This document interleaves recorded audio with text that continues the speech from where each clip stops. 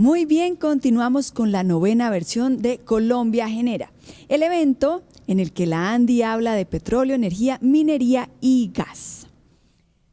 En este momento vamos a dar paso al panel Nación y Territorio, Concertación y Concurrencia para el Desarrollo del Sector Minero Energético. Nos acompañan los doctores Francisco Lloreda, presidente de la Asociación Colombiana del Petróleo, Juan Camilo Nariño, presidente de la Asociación Colombiana de Minería, y Orlando Cabrales Segovia, presidente de Naturgas. La moderación de este panel está a cargo del doctor Carlos Enrique Rodríguez, director de la revista Dinero. Así que, doctor Carlos Enrique, le cedo la palabra.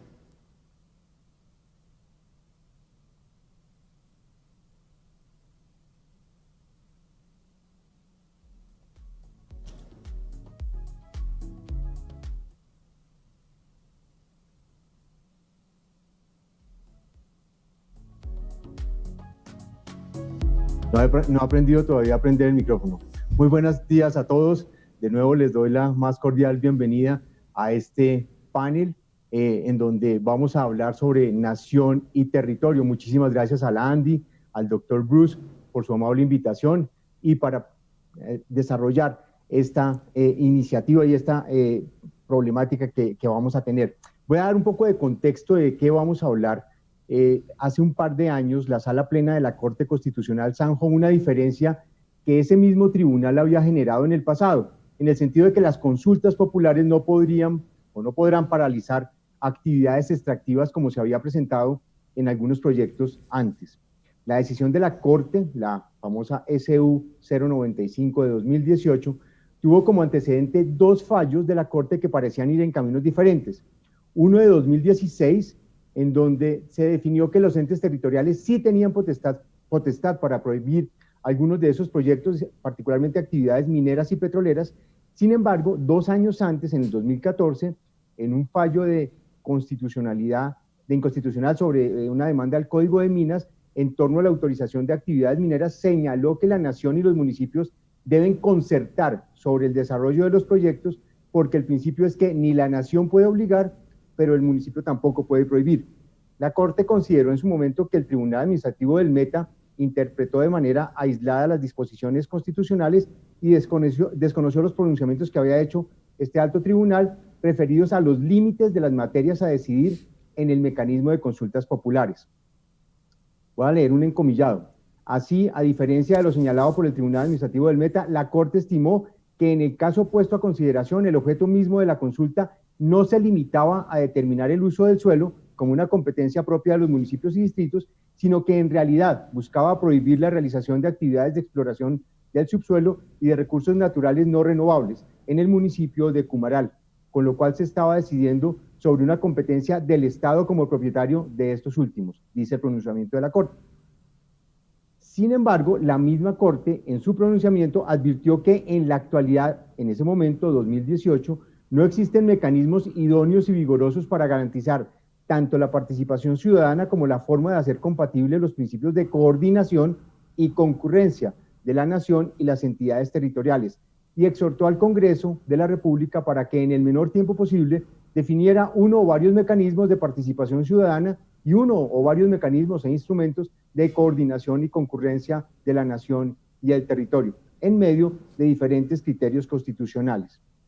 Sin embargo, estos procesos de coordinación y concurrencia, ya casi 2 años después del fallo entre nación y territorio, todavía no se han llevado al Congreso de la República para su discusión, y hace apenas unos días aparece una iniciativa en la Cámara de Representantes del Partido Cambio Radical en este sentido.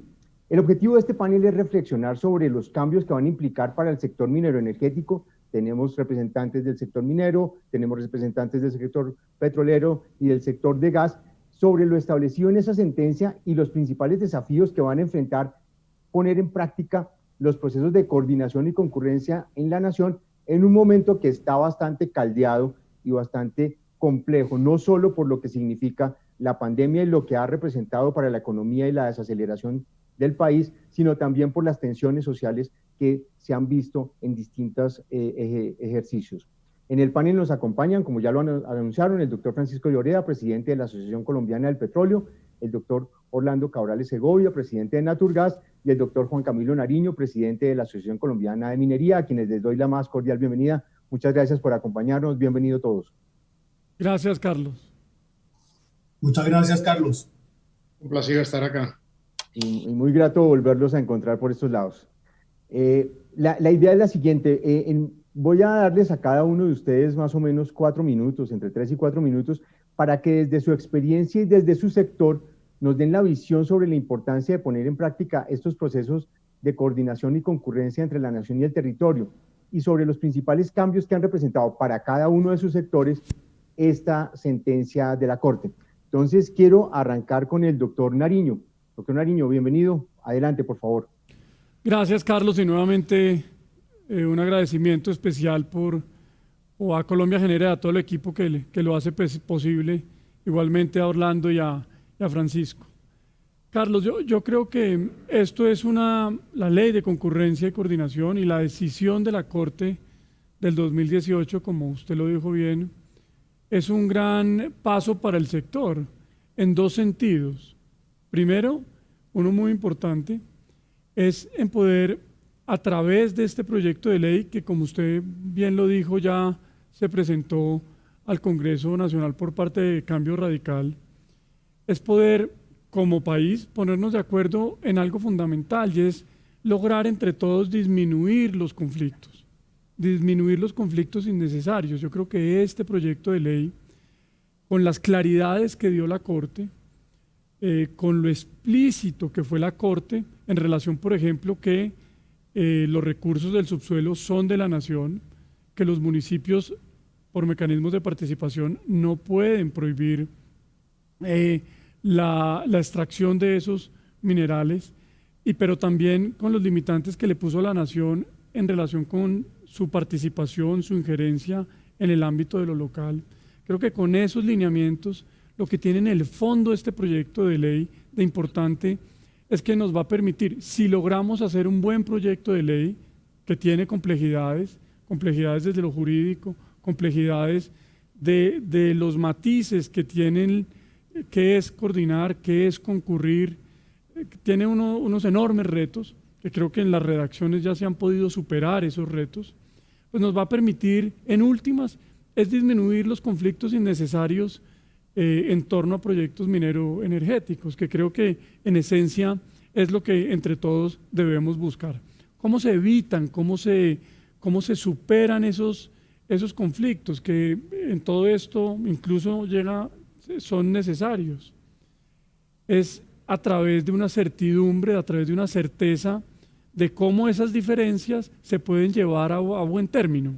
Y yo creo que este proyecto de ley es una herramienta importantísima para tramitar esas diferencias, para tramitar esos posibles conflictos en torno a la percepción que tienen distintos grupos de interés sobre un territorio particular. Entonces creo que eso lo que hace es darle orden a esa conversación, a esa discusión, y eso en sí mismo tiene, Carlos, un valor gigantesco hacia adelante. Y lo segundo que quiero resaltar es que existiendo ese camino, esa certeza para dirimir esas diferencias, pues lo que también tiene en el fondo es que se le da mayor certidumbre a la inversión. Inversión que en el sector minero energético, antes de la sentencia de la Corte, pues se vio sumamente afectado.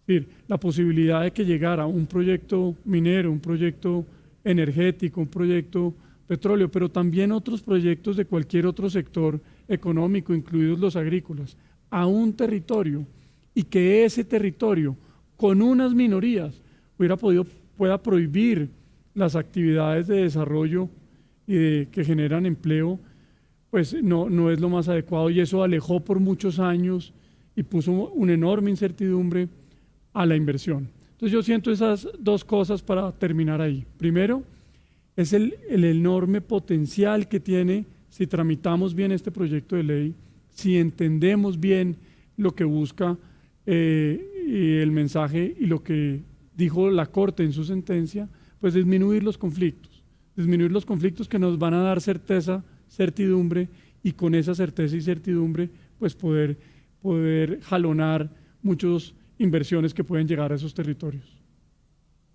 Muchas gracias, doctor Nariño. Doctor Lloreda, adelante. Muchas gracias, Carlos. Inicio por agradecerle a la ANDI esta amable invitación. Saludo, por supuesto, a Orlando, a Juan Camilo y a todos los que están siguiendo este importante congreso de manera presencial o virtual. Creo que es importante poner sobre la mesa unas reflexiones que son las que está planteando el panel, cuando señala que en el marco de nación y territorio, cómo lograr que la concertación y concurrencia nos permita el desarrollo del sector minero energético. Lo primero es entender muy bien por qué ahí estamos hablando de nación-territorio. Y es así porque el propietario, el dueño de los recursos del subsuelo es la nación, es el Estado colombiano, es el gobierno el que dicta finalmente las políticas públicas en materia del uso de los recursos del subsuelo. Pero por otro lado, pues las actividades económicas ocurren en el territorio. Pero lo interesante es que pues esta no es la única industria ni actividad económica en la que las actividades ocurren en el territorio. Todas ocurren en el territorio. Desde una actividad turística, desde una actividad comercial, todas ocurren finalmente en el territorio. No en vano, pues la verdad es que pues, el municipio es la entidad fundamental del Estado de acuerdo con la Constitución.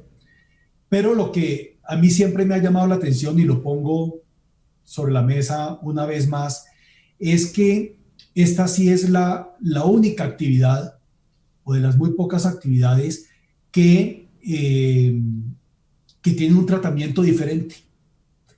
Y es que la actividad extractiva minero-energética tiene un tratamiento diferente a otras actividades extractivas, también de recursos que no son renovables, y al resto de todas las actividades económicas. Y yo siempre pues, me he preguntado si eso debería ser así, ese tratamiento que termina siendo discriminatorio.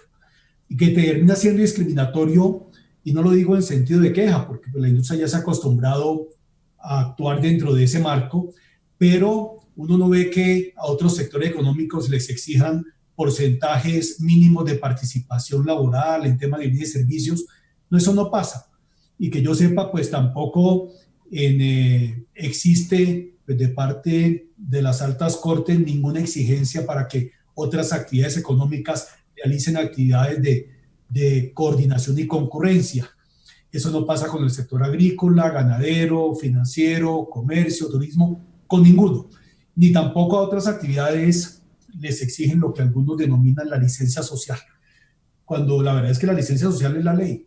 La ley permite estas actividades como otras y debería poderse ejecutar sin mayores condicionamientos discriminatorios.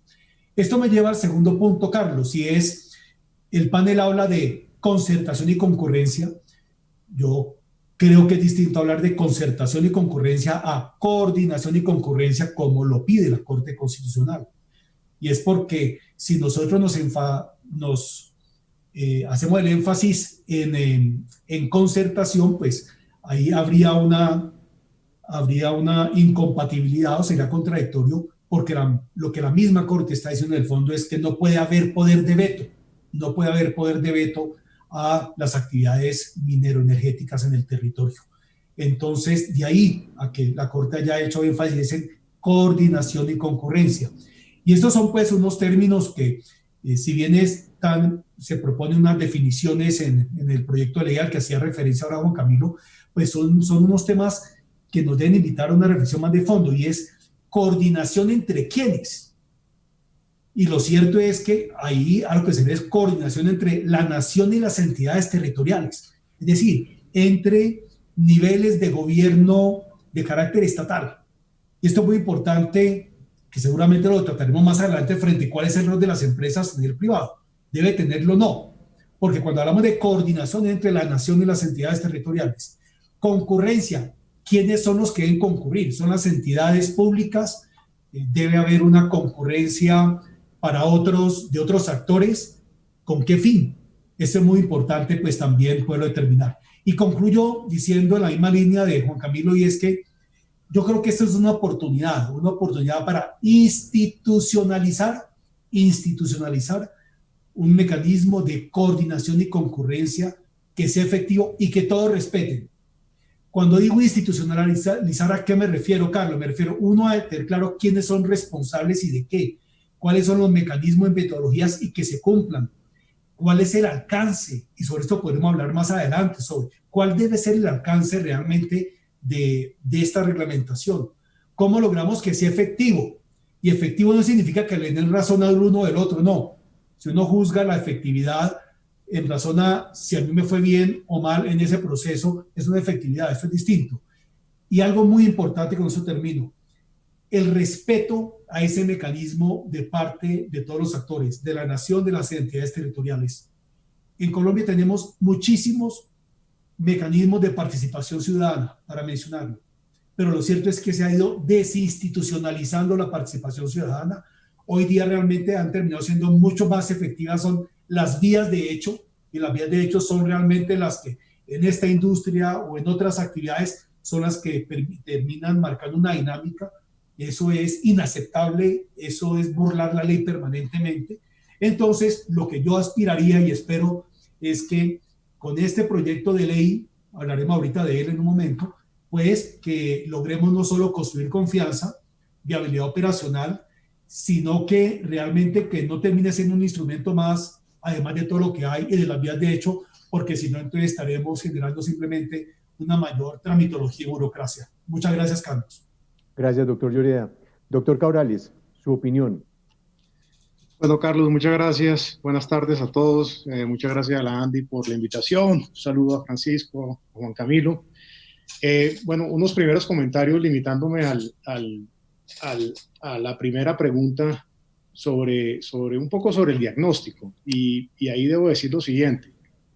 Si uno ve los indicadores del sector, digamos, de hidrocarburos, uno ve cómo la actividad exploratoria y de perforación y de producción llega a un punto más alto en el año 2012.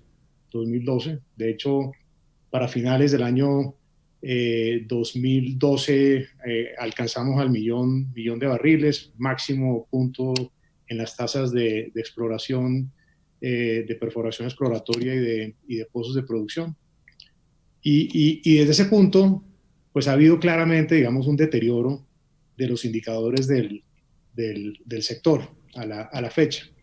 Y por supuesto hay factores externos muy importantes, como es el precio del crudo. En el año 2010, 2011, 2012 tuvimos precios muy buenos. En el año 2014, a finales, hay una caída significativa del precio del crudo. Todo eso, digamos, afecta obviamente el clima de inversión, pero lo que sí es claro es que inclusive me tocó a mí, digamos, estando en el gobierno, es como el clima de inversión se deteriora significativamente.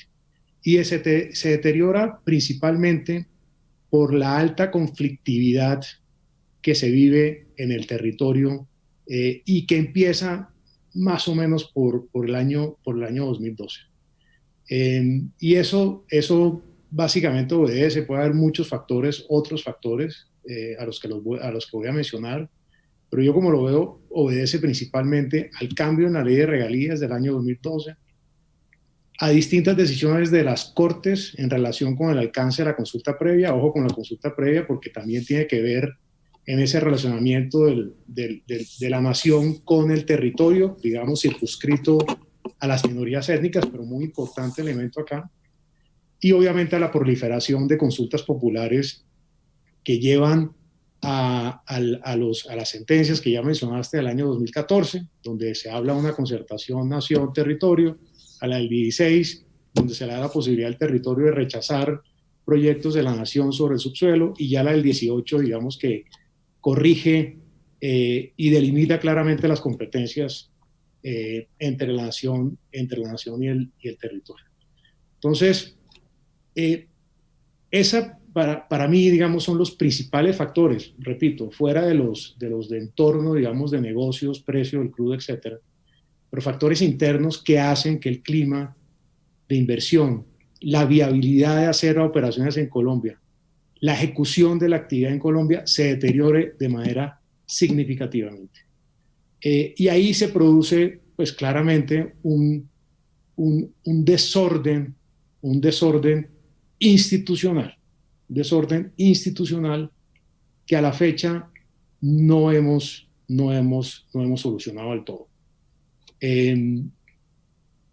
Yo creo que claramente, digamos, ya hay señales, ya hay decisiones que se han venido tomando que yo pensaría que nos debe permitir ordenar institucionalmente el país, y esas actividades que son competencia de la nación se puedan hacer de manera adecuada en el territorio. Entre otras cosas, estos son temas, la propiedad de la nación sobre el subsuelo viene desde hace 500 años, con excepción de los 10 años en el siglo XIX, donde se permitía la propiedad privada sobre el subsuelo.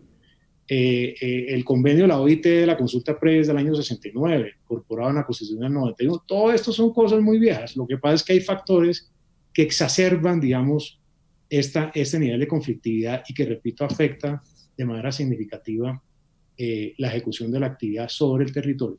Debo decir también, todo el tema de cambio climático, el tema ambiental, también agrega, digamos, un elemento muy importante en la discusión.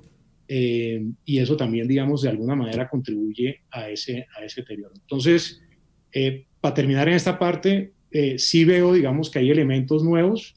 Ya hay una reforma a la ley de regalías que impulsó el actual gobierno.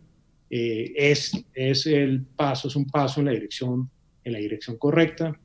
Ya estamos viendo, como usted mencionaba, la iniciativa parlamentaria de reglamentar la sentencia de la Corte Constitucional del año 18 en cuanto a la coordinación de concurrencia, nación-territorio, y ya por lo menos hay algún anuncio de que se va a presentar un proyecto de ley para reglamentar la consulta previa en el país. Entonces, todavía nos falta, no estamos todavía al otro lado, no estamos en el otro lado, pero sí hay ya señales que nos permiten decir que hay una rectificación del rumbo y, repito, un esfuerzo por ordenar institucionalmente el tema. Gracias, doctor Cabrales.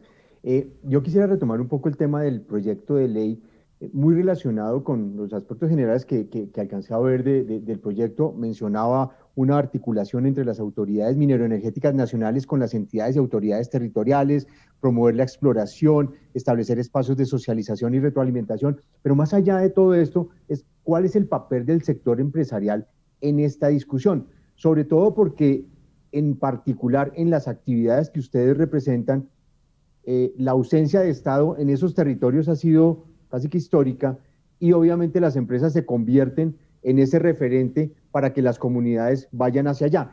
¿Cuál va a ser el papel del sector empresarial en esta discusión de coordinación y concurrencia? No como decía el doctor Lloreda, que de pronto se tituló mal el panel de cooptación y concurrencia. Entonces quisiera ver un poco el papel empresarial. ¿Ustedes hasta dónde estarían dispuestos a ir y cuáles son esos como elementos mínimos que deberían tener el proyecto, pero además el papel esencial del empresario? No sé si del empresariado, no sé si esto debería ser como una bisagra entre lo nacional y lo territorial, no sé cómo funcionaría.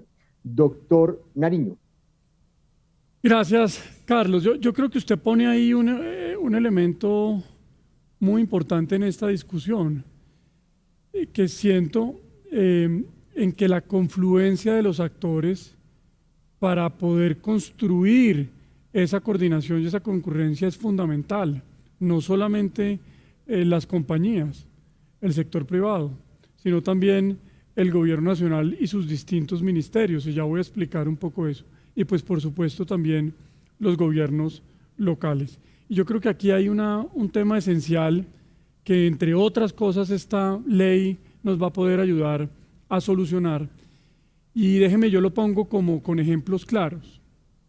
Cuando un proyecto minero llega a un territorio en su fase de exploración que puede durar entre 12 y 14 años, las comunidades, el alcalde, las comunidades y las autoridades regionales tienen un sinnúmero de preguntas. Preguntas que antes de alguna u otra forma, en ese periodo tan difícil que fue el de las consultas populares, se resolvían a través de una consulta polarizante, sí o no, y tal vez en un diálogo, en una construcción de 14 años, en las cuales todavía no hay certeza de un proyecto minero, pues no es lo más adecuado. Las preguntas, por ejemplo, válidas, necesarias, en relación con la compatibilidad de la agricultura y la minería. Eso pues está en el mundo resuelto, pero que las comunidades lo tienen. O preguntas ya más profundas en relación, por ejemplo, con el agua. ¿Este proyecto minero va a acabar el agua o no? Esas preguntas en el año 2 de exploración, en el año 3 de exploración o en el año 4 de exploración que son válidas, pues las compañías, incluso el mismo gobierno local o nacional, no tienen las respuestas. Porque las compañías deben estudiar, explorar y poder generar las respuestas a esas preguntas concretas, respuestas que van a salir en el año 8 o 10, ¿no es cierto? Porque aquí hay un criterio técnico profundo en este sector que hay que de alguna forma también rescatar y validar. Entonces este proceso de diálogo, este proceso de participación ciudadana, como lo pone la ley, debe ser un proceso de participación ciudadana, de un diálogo, de una participación de todos los actores en esos 12 años para ir conjuntamente con apoyo de la capacidad técnica, del conocimiento técnico y científico, para poder dar respuestas a todas las preguntas de las comunidades en los tiempos que van surgiendo. Y segundo, también poder incorporar en ese diálogo constructivo, en las fases iniciales de exploración, todas las inquietudes y sugerencias que ese diálogo, por medio de una participación ciudadana eficaz, debe darle a las compañías para que retroalimenten el proyecto. Es decir, yo creo que este proyecto tiene un valor muy grande y es poder generar mecanismos de participación ciudadana de todos los actores en 10 o 12 años que puede durar un proyecto minero, en el caso de la minería, en pensarse, estudiarse y dar respuestas técnicas y también la viabilidad para que tengan una fase siguiente. Y el papel ahí en ese diálogo, como usted lo plantea en la pregunta, debe ser de todos. La compañía, por supuesto, tiene una responsabilidad muy grande en poder en las distintas fases ir entregando la información para construir ese conocimiento en torno al proyecto. Pero el gobierno nacional también debe estar allá para decirle a las comunidades cómo el gobierno nacional, cómo la legislación ambiental, por ejemplo, controla, cuida todos los recursos naturales y el desarrollo de un proyecto minero. Es decir, aquí debemos buscar, para generar esa armonía, la participación de todos, cada uno dando y teniendo la responsabilidad que le corresponde en esa interacción con mecanismos propios para poder encontrar respuestas hacia adelante. Y déjeme, yo termino con una cosa. Y esto no es solamente de una vía. Las comunidades también deben tener una responsabilidad muy grande en esto, en que sean unas comunidades activas, más ampliamente, con una representación democrática más amplia, donde participen de estos procesos de comunicación, de concertación, de coordinación. Yo quisiera en un futuro, producto de esta ley, que esos mecanismos sean mucho más nutridos en lo local, para de esa forma, en un proceso de 10, 12 años, en el caso minero, poder construir un entendimiento mejor en lo que en un futuro puede llegar a ser una mina. Perfecto, doctor Nariño, muchas gracias. Doctor Lloreda, ¿cuál es el papel de la empresa? Que usted, de hecho, planteó el tema de, bueno, ¿y aquí qué vamos a hacer nosotros? Si son autoridades nacionales y locales, ¿esto cómo va a funcionar y cómo quedan ustedes en medio de esa discusión? Muchas gracias, Carlos. Me parece importante hacer referencia a algo, y es, una vez la Corte Constitucional falla sobre el particular, manteniendo además la línea jurisprudencial que por mucho tiempo Colombia había tenido, de que en un momento a otro se desvió, la Agencia Nacional de Hidrocarburos y además porque así se lo pide el fallo, implementó un mecanismo de coordinación y concurrencia. Eso, si mal no recuerdo, el presidente de la NH era Orlando Velandia, y él de inmediato estableció un procedimiento de coordinación y concurrencia, llamémosle carácter temporal. Incluso eso condujo a aplazar la entrada en vigencia del proceso permanente de asignación de áreas. Y esto lo traigo a colación, ¿por qué? Porque en ese ejercicio, en ese proceso de coordinación y concurrencia no participaron las empresas. Lo hizo únicamente la NH. ¿Por qué? Porque a quien le corresponde realmente esa coordinación y concurrencia es al Estado colombiano, no es a las empresas. Y aquí pues yo tengo una diferencia de pronto de fondo en la interpretación que tiene Juan Camilo. Eso es clave y voy a volver sobre esto. Ahora, cuando uno examina el proyecto de ley que ha presentado el representante Héctor Vergara, y la verdad yo creo que en términos generales él ha hecho un trabajo muy, muy importante buscando cubrir todos los aspectos y que sea un proyecto que realmente responda a lo que está pidiendo la Corte. Uno ve que ahí hay unos aspectos que son muy positivos y otros que son inquietantes. Es positivo, Carlos, por ejemplo, el que hace referencia para contratos futuros. Lo segundo, que establece que no puede haber poder de veto. Lo tercero, pues establece que si se realizan una serie de reuniones y no asisten los mandatarios territoriales, pues el proceso pues no se suspende, entre otros. Pero hay una serie de inquietudes que tienen que ver con su pregunta y es, ¿cuál debe ser realmente el alcance de ese proyecto de ley? Y cuando digo el alcance es porque una cosa es coordinación y concurrencia. Lo otro es si el proyecto de ley debe regulamentar aún más temas relacionados con participación ciudadana, cuando es en materia de otra regulación que existe y tenemos muchísimos mecanismos de participación, cosa distinta que sean efectivos o no. Lo tercero es cuando el proyecto de ley abarca temas de ordenamiento territorial. El ordenamiento territorial, esos temas están regulados en otras normas. Bastaría con que dijese que por ningún motivo un gobernador o un alcalde pues pueden en el plan de ordenamiento territorial prohibir la actividad extractiva. Sí es sencillo, no hay. Entonces, y lo otro también establece unos aspectos relacionados con nuevos proyectos de inversión, en fin, que es donde entonces, bueno, ¿y esa inversión a quién se le pediría? ¿A las empresas? ¿Es al Estado? Y esto me lleva nuevamente a decir lo siguiente, y es que realmente el rol de las empresas aquí debería ser nulo. Cuando hablamos de coordinación y concurrencia es entre entidades del Estado colombiano, como lo hizo la NH en su momento. Es así. Y en ese sentido, pues creo que se podría simplificar un poco más. Y hago referencia a algo que mencionó ahorita Orlando, y es, por ejemplo, si uno lo supedita coordinación y concurrencia, como creemos que debería ser, habría que ver entonces cómo se armoniza ya con los mecanismos de participación que existen en los procesos de licenciamiento ambiental, la consulta previa, o vamos entonces a tener prácticamente como una doble consulta previa. No, entonces creo que hay unos temas ahí por afinar, pero volviendo al tema central es que esto es entre entidades del Estado. Ahí no tienen por qué estar las empresas. Perfecto, doctor Lloreda. Doctor Cabrales.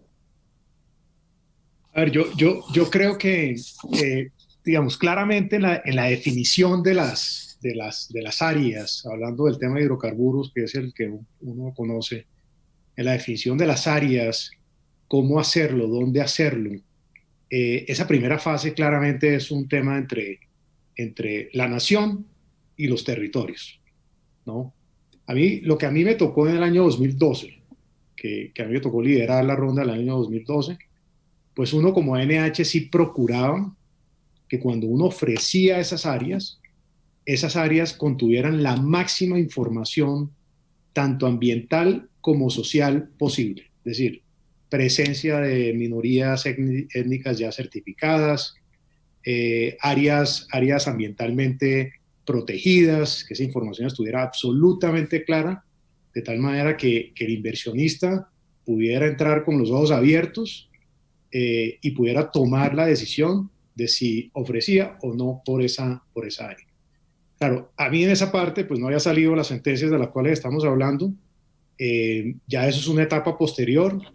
Belandia, como lo dice Francisco, efectivamente ya le toca desarrollar los protocolos de interacción entre la entidad de la nación, en este caso la ANH, que es la que administra ese recurso de hidrocarburos, y los distintos territorios. Esa primera fase claramente es un tema entre la nación y las entidades territoriales. Ahora, yo creo que aquí hay obviamente un rol de las empresas, y estoy seguro que Francisco no estaría en desacuerdo conmigo en esto, en cuanto ya a la ejecución, por supuesto, de la actividad, la ejecución de la actividad de exploración y de producción, porque hacer bien esa actividad, hacerlo de manera correcta, con los estándares más altos posibles desde el punto de vista de relacionamiento con la comunidad, desde el punto de vista ambiental, pues le va a dar legitimidad al sector para demostrar que efectivamente la actividad tiene beneficios para las comunidades y tiene beneficios para las áreas donde está operando. Y fíjate que ahí hay cosas, digamos, ejemplos, puede haber otros muchos, pero voy a mencionar algunos.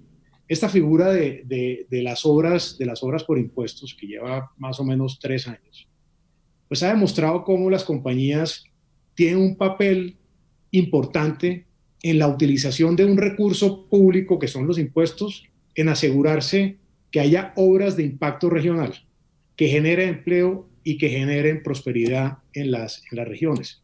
Llevamos 3 años donde se han invertido 600.000 millones de pesos, de los cuales más de la mitad le corresponde a Ecopetrol en obras por impuestos.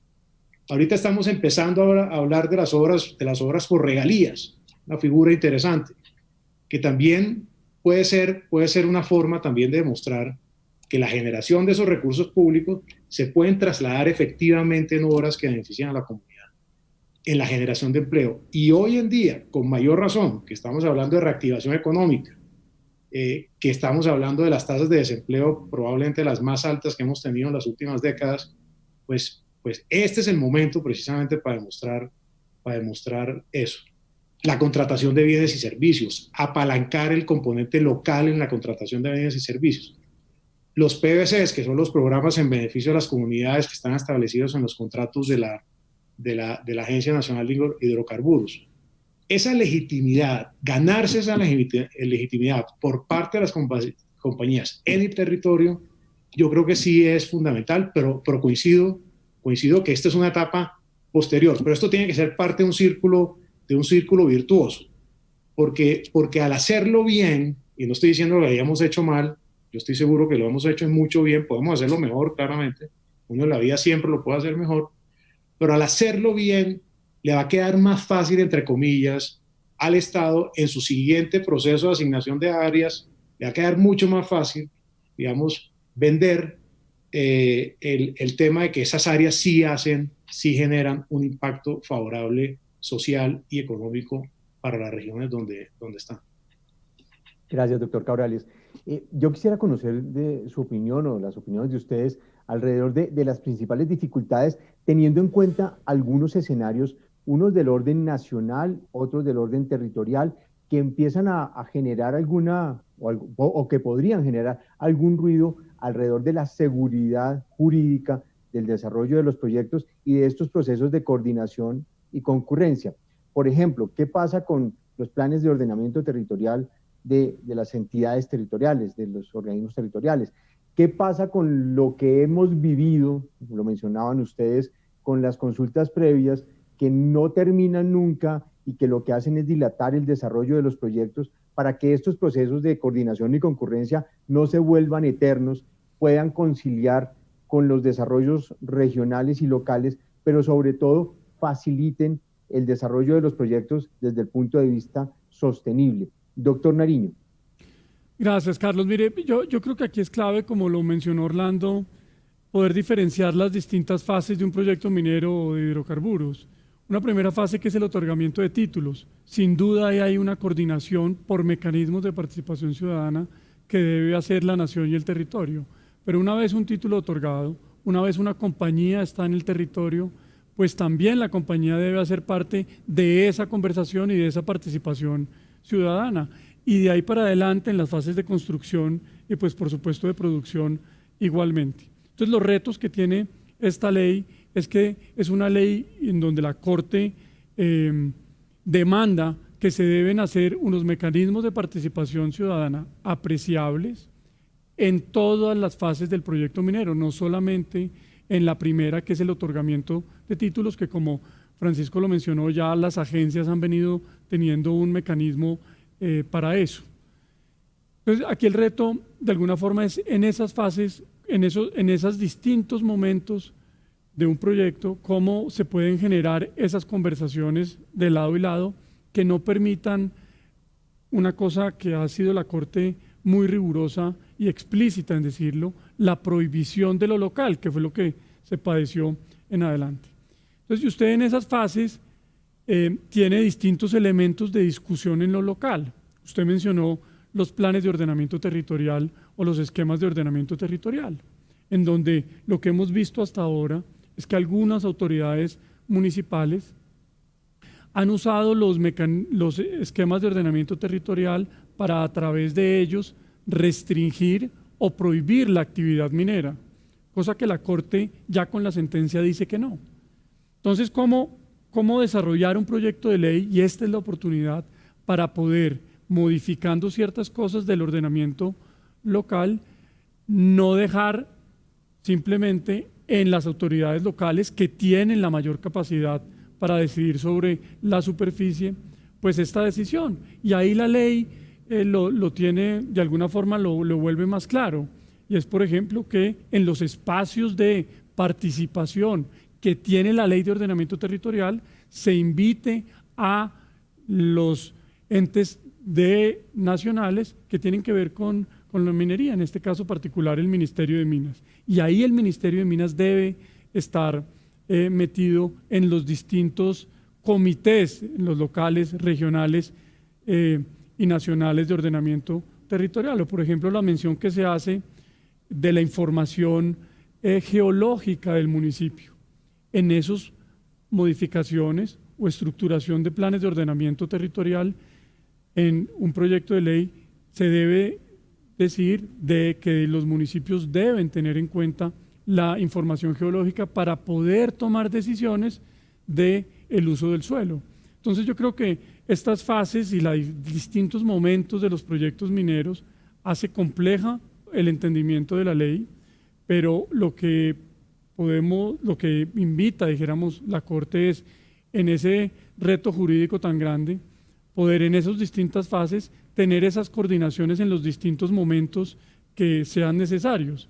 Y pues por supuesto ahí en los momentos de ya la exploración mediana y avanzada, y pues por supuesto en construcción y producción, las compañías y todos los actores tienen mucho que hacer y que opinar, siempre y cuando haya, como lo mencionó Francisco, Orlando, y creo que usted, Carlos, también lo tiene claro, mecanismos adecuados de participación ciudadana, porque yo creo que ahí también el país debe hacer reflexiones profundas. Los mecanismos de participación ciudadana hoy nos están llevando a generar mayor polarización. Le pongo un ejemplo. El espíritu de la consulta previa, por allá en el artículo 169 de la OIT, era generar un entendimiento mejor, generar un diálogo mejor, es decir, disminuir los posibles conflictos. Pero la manera como lo hemos desarrollado en el país, con la jurisprudencia que ha habido en torno a eso, y los distintos actores que se involucran en todo un proceso de consulta previa, lo que termina generando es más conflicto, más polarización. Entonces tenemos que hacer una reflexión profunda sobre cómo son esos mecanismos de participación futura hacia adelante y cuáles son el espíritu de ellos para de alguna u otra forma generar consensos, que es lo que debe buscar los mecanismos de participación ciudadana que ya en otras partes del mundo se han venido incorporando de manera más moderna con mecanismos distintos y que buscan eso, porque tienen falencias, tienen falencias profundas algunos de esos mecanismos de participación que seguro se han superado en otras partes del mundo, pero que en Colombia debemos ir incorporando eso. ¿Para qué? Para buscar consensos, no generar polarizaciones y sobre todo prohibiciones que no debe ser el caso. Doctor Lloreda. Muchas gracias, Carlos. Dos cosas. Lo primero, nosotros sí creemos que en lo posible debe buscarse que el proyecto de ley se centre en los mecanismos de coordinación y concurrencia. Eso no significa, y Orlando lo leyó muy bien, eso no significa que no deban existir porque existen distintos mecanismos de participación. Lo que nosotros creemos es que deben reconocerse y validarse los mecanismos que existen. Ya lo dije, en el proceso de licenciamiento ambiental hay distintos espacios informativos también que son mecanismos de participación. Entonces, no dupliquemos esfuerzos, sino más bien reconozcamos los que existen. Ahora, si no funcionan y tiene sentido inventarse unos, pues entonces eliminemos los otros. Pero pareciera que apuntamos es a ganarnos el Guinness Record en cuántos mecanismos de participación tenemos en Colombia, pero cuando vamos a ver su efectividad, pues es bastante limitada. Tampoco significa que las empresas no tengan que relacionarse con los actores en el territorio, con los gobernadores, los alcaldes, con las comunidades en las zonas de influencia. Lo hacen día a día permanentemente e invierten recursos, unos de carácter obligatorio, otros de carácter voluntario, y lo hacen además porque ese es parte de su compromiso y su responsabilidad social y ambiental. Pero lo que quiero señalar es que de pronto el espacio para crear otras instancias, para definir nuevos proyectos, pues no creo que sea el de coordinación y concurrencia. Y esto me lleva además entonces a señalar que claro que las empresas tienen que hacer bien su labor, tienen que hacerlo bien. Y nosotros no podemos por ningún motivo permitir que hagan las cosas de una manera inadecuada. Y les corresponde ayudar a construir confianza, pero sí diferenciemos entonces las etapas y los roles. Y en cuanto a coordinación y concurrencia, esa debería ser una responsabilidad meramente del Estado. Cosa distinta es que, y ya las empresas en los medios de los contratos que tienen, pues hay unos espacios e instancias en las cuales están participando. Respecto al ordenamiento territorial, ya lo dije, y es que yo creo que debería ser tan sencillo como, pues, y lo dice incluso el proyecto de ley, dice que cuando un alcalde o gobernador aspiran a modificar los POTs, bien sea para prohibir o pues tienen que consultar al Ministerio de Minas y Energía. ¿Por qué? Porque esto es competencia del Ministerio de Minas y Energía, pero podría ser algo así de sencillo. Y esto nos lleva al último tema suyo, Carlos, y es el de la seguridad jurídica. Este proyecto está llamado a ser un gran instrumento para ayudar a dar seguridad jurídica sobre este tema, porque infortunadamente pues, la seguridad jurídica desde hace muchos años se nos ha ido deteriorando en el país, y eso no ayuda para la inversión. Creo que es una oportunidad, pero si es una oportunidad, repito, creería que tiene sentido acotarlo y dirigirlo a lo que debe ser. Muchas gracias, doctor Lloreda. Doctor Cabrales. Bueno, Carlos Enrique, brevemente sobre el tema de seguridad jurídica que mencionabas al principio de la pregunta, coincido plenamente con Francisco, pues hay un deterioro de la seguridad jurídica, nos hemos vuelto un país difícil de prever por parte de los inversionistas, totalmente impredecible, y eso es muy grave, y sobre todo y en particular si Colombia quiere realmente ser parte de los países de la OECD.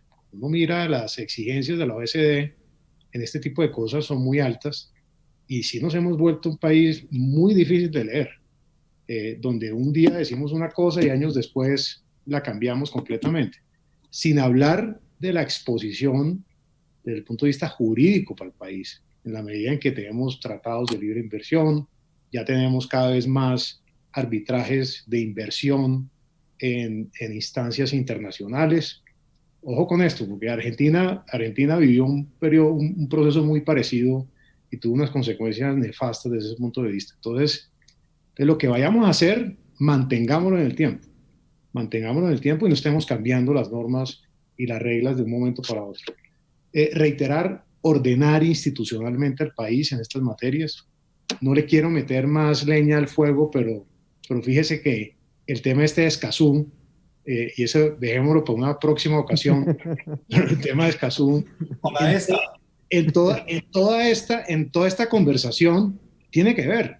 Es decir, a nosotros nos gusta pensar como en silos, ¿no? Pero tiene que ver en la conversación de Estado, de nación, territorio, de la forma como operamos dentro del territorio, ¿no? Todo esto tiene que ser muy bien articulado.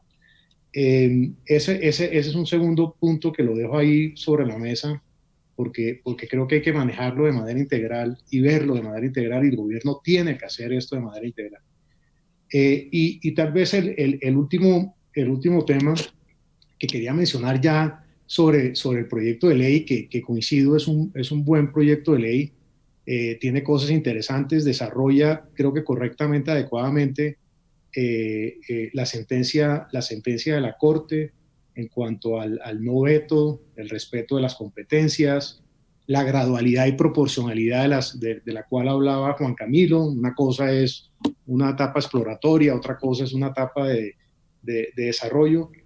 Tal vez el único tema que me parece y que es difícil de desarrollar y que de pronto no lo tengo muy claro si lo hace correctamente, creo que con los protocolos de la NH y de la NM en cuanto al relacionamiento de esas entidades con el territorio, creo que ayuda en buena parte, pero es ese principio que desarrolla la Corte sobre que se espera una influencia apreciable por parte de las entidades territoriales y de las comunidades en las decisiones que le competen a la nación. Entonces, ahí pues obviamente esos canales de interacción, de diálogo incluyente, respetando la diversidad, creo que tiene relación con ese principio de influencia apreciable que se espera por parte de las comunidades y las entidades territoriales en las decisiones que tome el orden nacional. Creo que en buena parte se cubre con los protocolos de las agencias, pero tendríamos que revisarlo muy bien, pues, para que ahí no tengamos, digamos, problemas hacia adelante. Como decimos en los medios, me chiviaron con la pregunta, pero el tema de la última pregunta era un poco recoger el momento, y es que la discusión y que el proyecto salga adelante va a llegar en unas circunstancias bastante complejas. Yo había enumerado unos de los que ustedes han mencionado. Estamos en medio de una polarización política muy intensa, estamos en medio de una discusión de Escazú, estamos en medio del tema de las consultas previas que están poniendo en jaque algunos desarrollos de proyectos que incluso el mismo gobierno está considerando dentro de sus planes de reactivación económica. Estamos en el tema con el que hemos hablado permanentemente con el doctor Lloreda, del desarrollo de los pilotos de fracking, que es un tema pues bastante polémico y que enciende a la tribuna y a los ambientalistas. Y fuera de eso, como si nos faltara algo más, ya arrancó la campaña electoral. Entonces vamos a estar en un momento bastante complicado, en un escenario donde la economía está bastante resentida, el desempleo, como mencionaba el doctor Cabrales, está llegando a unos niveles altísimos, la recuperación, ya no nos alcanzan las letras del abecedario, unos dicen que en B, unos dicen que en U, otros dicen que en L, unos van en W, hay otros dicen que en K, y hoy leí la mejor de todas, dice, eso va a ser como la raíz cuadrada. Entonces no sabemos cómo va a ser finalmente la recuperación. Pero en medio de todas estas cosas, este proyecto es fundamental para poder sacar adelante los proyectos mineroenergéticos que necesita el país ahora, porque si no, pues, ¿de dónde van a salir los recursos? ¿De dónde va a salir la dinámica de producción industrial y del PIB particularmente?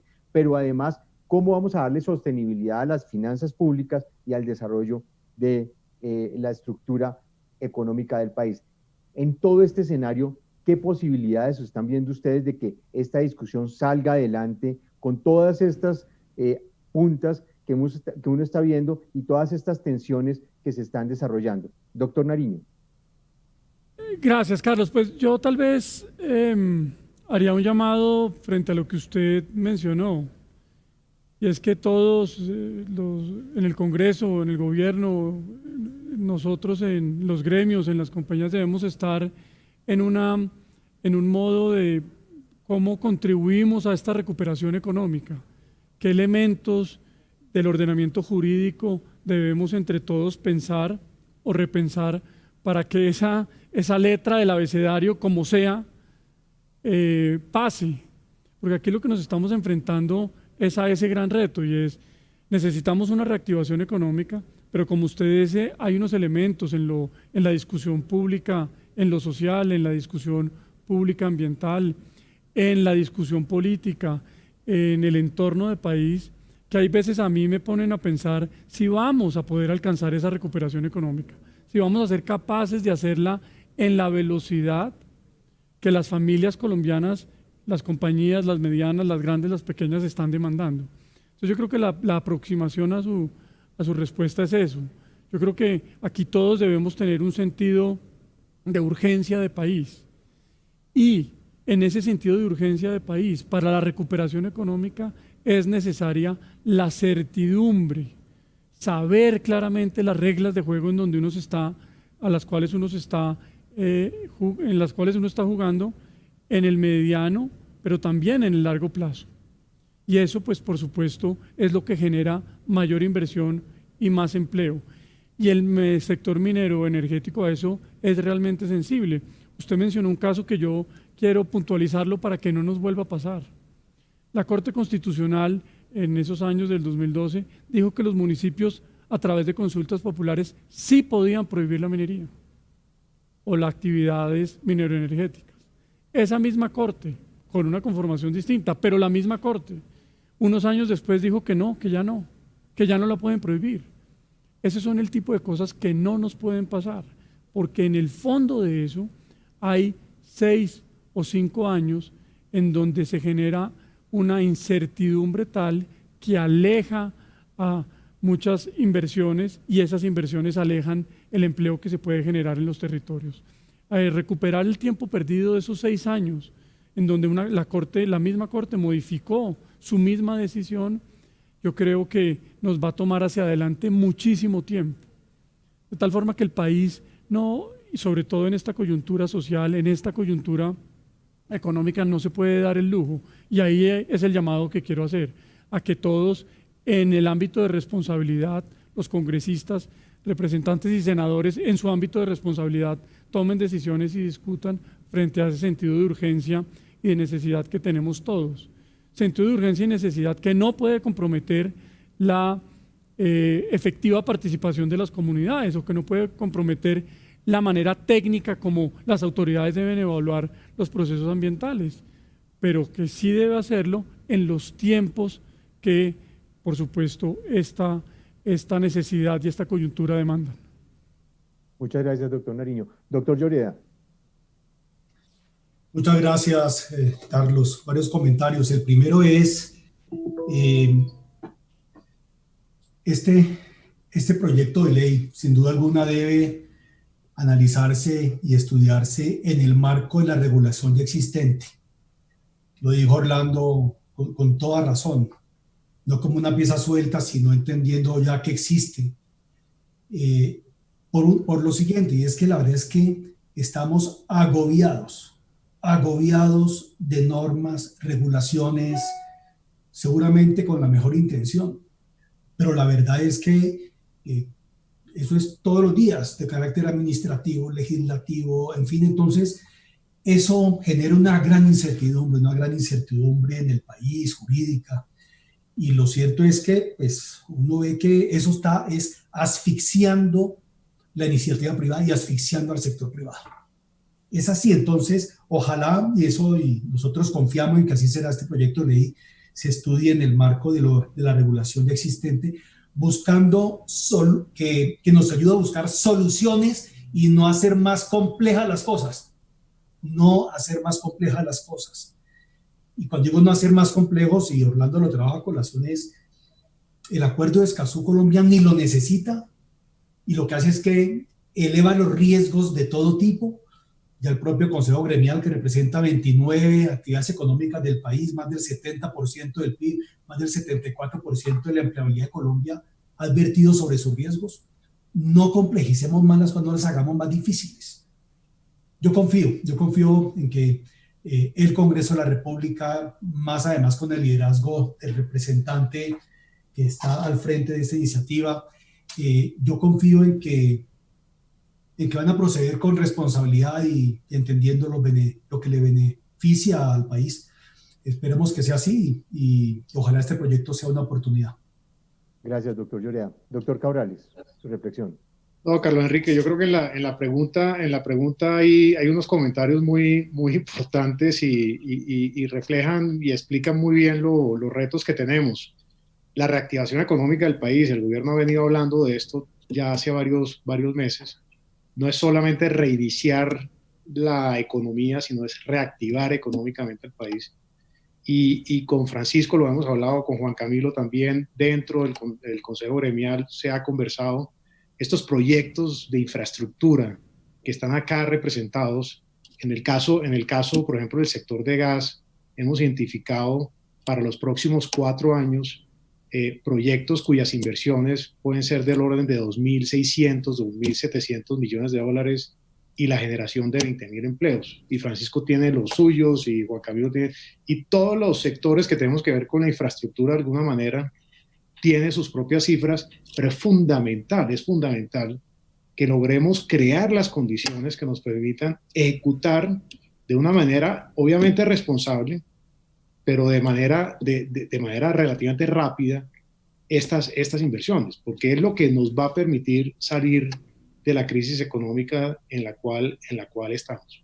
Generación de empleo, generación de actividad económica, generación de encadenamientos productivos en las regiones donde operan cada uno de estos sectores. Eso va a ser fundamental en la discusión y yo espero y estoy seguro que el gobierno del presidente Duque está claro en esto y como ya lo decíamos antes, ya se están tomando esas decisiones, todavía no estamos al otro lado, pero hay un camino y tenemos que asegurarnos que lo ejecutamos y que lo hacemos una realidad. Muchas gracias, doctor Cabrales. Pues yo les quiero agradecer a todos ustedes pues su participación. Como siempre es muy grato verlos y conversar con ustedes sobre estos temas. A la ANDI, a Colombia Genera, muchísimas gracias por la invitación y los invitamos a que sigan participando en este foro. Muchísimas gracias. Gracias a ustedes. Muchas gracias a ustedes. Gracias. Hablando, chao, Camilo, cuídense. Gracias.